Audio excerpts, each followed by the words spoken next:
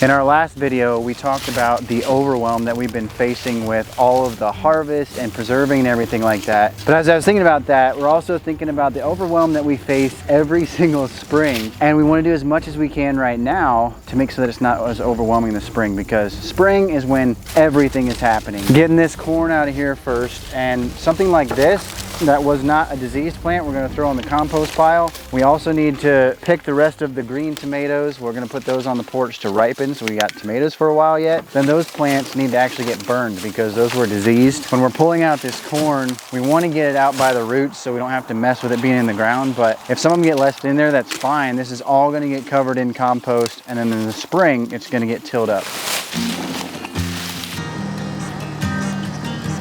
These tomato plants are looking very tired. They have produced insanely well, better than any other year actually. But I am done with tomatoes for the year. I'm done preserving. So I'm gonna go through here. We're just gonna pick off all the green tomatoes and the red tomatoes. As for the green tomatoes, if they're just really tiny and hard, I'm just gonna leave those. But if they're decent sized and are starting to get a blush on them, I'm gonna keep all of those, and those will ripen really well on the porch, and we'll be able to have tomatoes for another few weeks. I don't know if I've had like one tomato sandwich all year. We have them when you're at work. Got lots of tomatoes to take up to the house now. Michelle's cutting these plants up so I can start loading them up. These tomato cages are awesome. They barely held our tomato plants in this year. And I'm just like blown away. I mean, they are all the way above the top of these tomato cages. They're as big as a tomato plant. They fold up like this so they store really nice instead of having this like massive stack of round tomato cages. We've had our tomato plants fall over in big windstorms, so now we stake them good and proper. And we haven't had a problem since we started staking them. We've had a lot of people ask where we get these tomato cages. They have square foldable tomato cages at like Tractor Supply, places like that, but they're a lot more flimsy than this, and I honestly wouldn't really want them. But we got these from a local greenhouse. You can also get them from Berlin Seeds. That is honestly just our favorite place to get all of our seeds and plants and gardening supplies. You can't order on their website, but you can go on their website and you can see their catalog. You can download a PDF of their catalog, and then you can call or mail in an order. And I will put a link for their website in the description box so you can find that easily. I'm actually planning to put our chickens in our garden later this fall, winter sometime, so that they can clean up some of this stuff. So some of these tomatoes and pieces of plants that are getting left here, chickens are gonna clean some of that up too. Good job. Okay, can you dump it on there?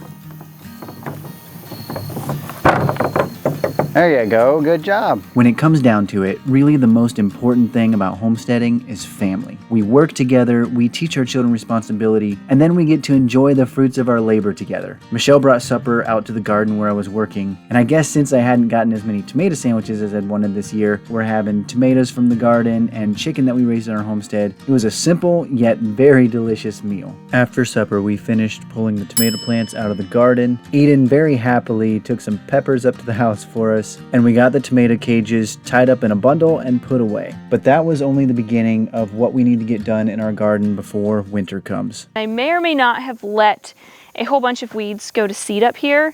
We're gonna compost tonight, and I don't want compost just put directly over all of the weeds that have seed heads on them. So me and the kids are gonna have a little contest, and we are going to try to pull all the biggest weeds that have seed heads. We had great aspirations for the evening, but things just don't always go as planned. Michelle mowed the cover crop again to make sure that doesn't go to seed. I was getting the tiller ready to go, and then it was time for supper. We were working in the garden tonight, and honestly it didn't go all that well. Nothing seemed to go as planned, and then it started raining. So we just came in, we're having some supper, and I don't know if we'll go back out to the garden or not. We'll see once. There's nothing quite like the feeling that you get when you sit down to a meal and all of it was food that you raised with your own two hands. We raised our own beef. Michelle made the barbecue sauce for the meatloaf with tomatoes from our garden, and all of the roasted vegetables, the potatoes, carrots, sweet potatoes, and onions, those came out of our garden too. We had some yummy meatloaf, roasted potatoes, and we're finishing it off with some cake with fresh whip and a little bit of strawberry jam. The next thing we need to do is till some places in the gardens and then spread compost. But before we do that, I want to show you something over here real quick. This is the corral for our cows. One cow right now because we just took the beef in to get processed. That video is going to be coming out in a couple of weeks. Once we actually get the beef, we want to talk about that. But anyways, I just cleaned this out. This was like this deep in manure and stuff from the last winter. So I just cleaned it out and put it on our compost pile. So I want to take you down there and show you the compost and tell you a little bit about it.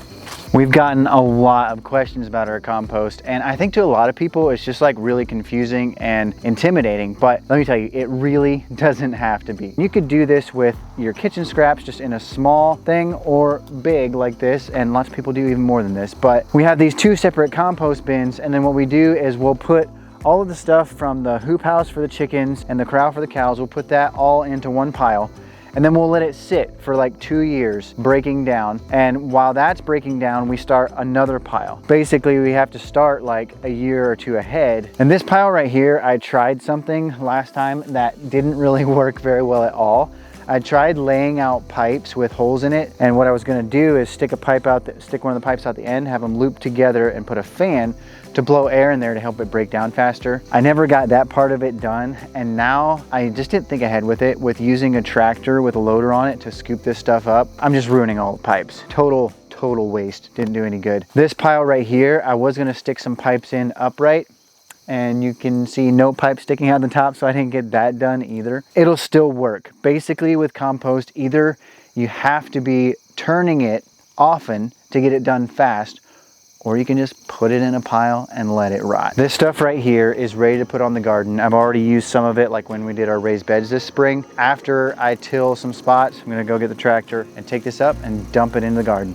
There's actually not a lot of tilling to do, and let me tell you why. First of all, down here where this cover crop is, I'm not sure yet if I'm gonna just put compost over top of it or just leave it like it is until next spring. But for sure, I'm not gonna till it in yet. That's gonna wait until next spring. This is where the tomatoes were planted, and this has been covered in a leaf mulch, and so this soil is already pretty loose, and there is literally just barely any weeds in here. And I'm planning on putting chickens in here later, and they'll scratch out those weeds, they'll eat those tomatoes that are left. So I'm not worried about that. And around the raised beds, I mean, number one, I don't have to till in the raised beds, which is awesome. And number two, around the raised beds, Michelle is begging me to put pavers down around it so we don't have to keep mowing and weed eating in between the raised beds. So I'm hoping for next spring we get some pavers put down, so that doesn't need to be tilled either. There's something different we're gonna do up here on the front garden, so let's go look at that real quick. What we usually do is we usually till just enough to like knock down the weeds, and then we put the compost on top and spread it out real nice and everything. And that's a lot of work, so we wanted to try something different up here in the front garden. Since we don't have many chickens anymore, they're a lot easier to just like move around and stuff. So what I'm gonna do is I'm not even gonna till this at all. I'm gonna drop some piles of compost in here, and I'm gonna put an electric net around here and just put the chickens in here and see what they do with it. See if they take care of all these weeds and spread out the compost pile. We ran out of daylight, and obviously it wasn't ideal to have to get this all set up in the dark, but I wanted to move the chickens in the dark anyway, because they're much easier to catch and move after they've roosted for the night. This is the electric netting that we use for our chickens when they're out in the pasture. When they're out in the pasture, it's hooked up to the electric fence so that it's shocking, so that it keeps predators out and it helps keep the chickens in. But since it's up here by the house, I'm not actually gonna plug it in. I don't want any little kids getting tangled up in it with it shocking, and I'm not worried as much about predators since it's right up here by the house. Okay, now I'm gonna have to move that pen all the way across the pasture. The hardest part of this endeavor was actually moving the chicken tractor. I love this chicken tractor. It works great for just moving it to the next spot and in shorter grass preferably, but moving it across the pasture in taller grass with its small wheels on the back, that was not real easy. Okay, home sweet home. And tomorrow morning we'll get to let them out in here and see what they can do. With only about a dozen chickens, I think it'll take them a little bit to spread the stuff out, but I really do think they'll get the job done. As you guys can see, we don't actually sift our compost, which is part of why we really love to put it onto our beds in the fall rather than the spring. Some of this is still a little bit chunky, but over the winter, it's with all of the freezing and thawing, it will fall apart really beautifully next spring. This compost is really wet because it rained really hard yesterday, but we really badly wanted to get this done, so we're just dealing with it. A couple of these beds, as you can see, still have some fall things in them. So we'll just have to do these later on in the fall. But the bulk of our composting will be done today. Some of this stuff is pretty clumpy, which I think over the winter it's gonna freeze and thaw and it'll loosen up. But there's some of this too. That is really, really nice. One thing that is so nice about the raised beds and like super efficient is that when we put the compost in the raised beds, it's only where we're gonna plant stuff that gets the compost. We're not wasting compost putting it where we're gonna walk later. Out here in these spaces, a lot of this area isn't even gonna get planted.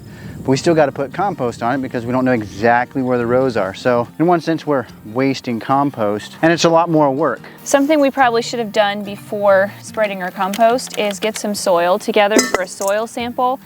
This is something that I have been wanting to do for a few years now, and I just like never get it done.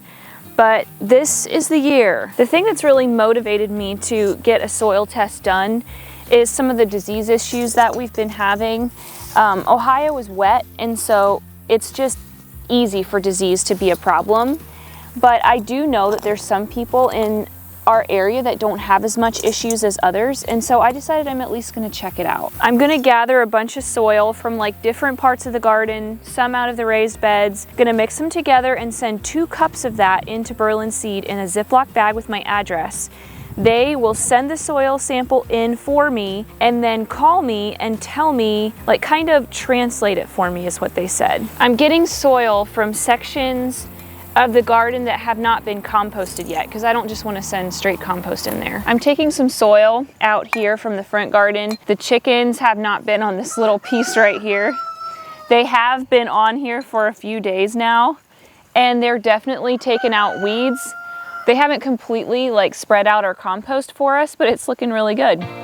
This soil test supposedly costs $30, which to me was very reasonable. For us, leaf mulch is just a vital part of gardening. It makes life so much easier. We have a local lawn service that comes and drops off pre-shredded leaves on a pile over here. Cody is back here cleaning up the area so that the lawn service can come easily see the spot and dump it off. If you're wanting to do this in your area, there's a very good chance that the lawn service will just drop them off for free because they need to drop them somewhere. Finding strategies like mulching with leaves and things to make life efficient are so essential and key for us here on this homestead and getting everything done, as you will see in this video right here.